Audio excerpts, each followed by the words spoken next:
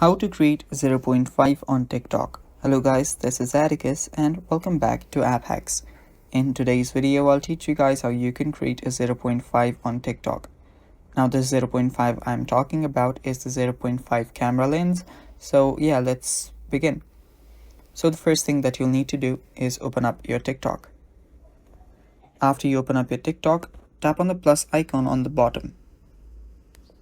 After you tap on the plus icon on the bottom, what you'll then need to do is, after you're here, tap on this pinch icon right around here, tap on it, and it should give you the 0.5.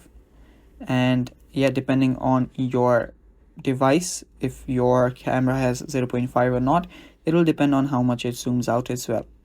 So yeah, just tap on the pinch out or pinch in button and it will give you the 0.5. And that's basically how you can create 0.5 on TikTok. Thanks for watching. That's all for today's video. Stay tuned for more and don't forget to subscribe.